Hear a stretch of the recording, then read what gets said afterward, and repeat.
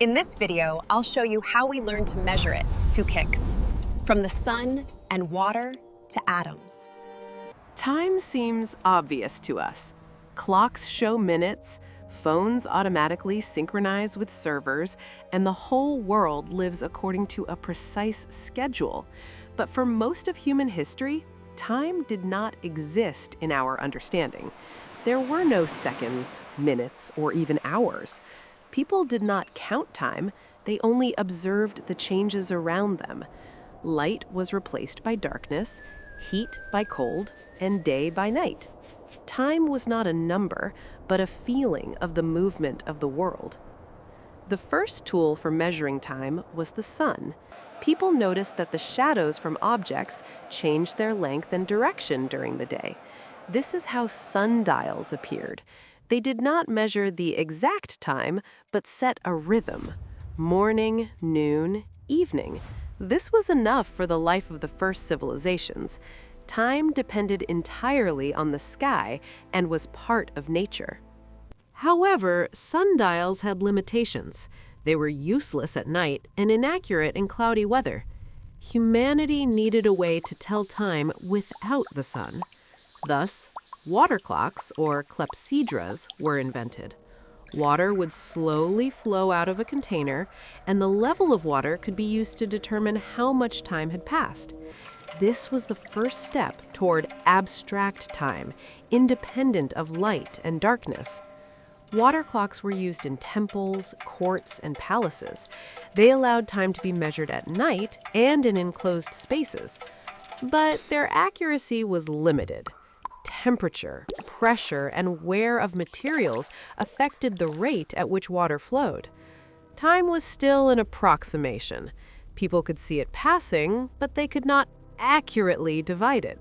In parallel, people used other processes: hourglasses, candles, the burning of incense. In each of these instruments, time was associated with something that disappears. Sand flows, wax melts, fire goes out. Time was perceived as a loss, as something that cannot be stopped or turned back. The real turning point came when people decided that time could not only be observed, but also made to move evenly. This is how the first mechanical clocks appeared. They were made of gears, levers, and wheels. They did not always show the time with hands, but rang a bell, notifying of certain moments of the day. Time becomes a controlled mechanism. In parallel, people used other processes: hourglasses, candles, the burning of incense. In each of these instruments, time was associated with something that disappears. Sand flows, wax melts, fire goes out. Time was perceived as a loss, as something that cannot be stopped or turned back. The real turning point came when people decided that time could not only be observed, but also made to move evenly. This is how the first mechanical clocks appeared. They were made of gears, levers, and wheels. They did not always show the time with hands, but rang a bell, notifying of certain moments of the day. Time becomes a controlled mechanism. The problem of accurate time was particularly acute for sailors.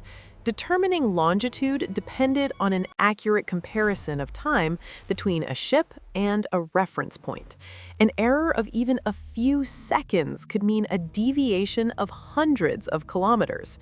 It was this problem that forced humanity to look for new, more accurate ways of measuring time. In the 20th century, the solution came from physics. Quartz watches used the property of a quartz crystal to vibrate at an extremely stable frequency. This made time measurement much more accurate and accessible.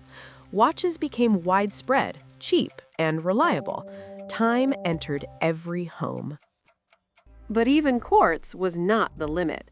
Scientists realized that the most stable processes exist at the level of atoms. Thus, atomic clocks appeared. They count the fluctuations of energy inside atoms, and it is these fluctuations that determine the second. Time ceased to depend on mechanics, temperature, or wear of materials. Today, atomic time rules the world. GPS navigation, the internet, financial systems, satellites, and power grids depend on accuracy down to nanoseconds. What was once determined by the shadow on the ground is now determined by the behavior of atoms. The world works as a single, synchronized mechanism. Yet, despite this precision, our perception of time remains human. We feel it drag on or fly. Technology has taught us to count time perfectly, but it has not taught us to control the feeling of its flow. From shadows on the sand to the vibrations of atoms, the history of measuring time is the history of trying to organize reality. Humanity has learned to count time, but the question remains, can we ever learn to live beyond its dictates? Humanity has learned to measure time with incredible accuracy, but the question remains, will we ever learn to live without it?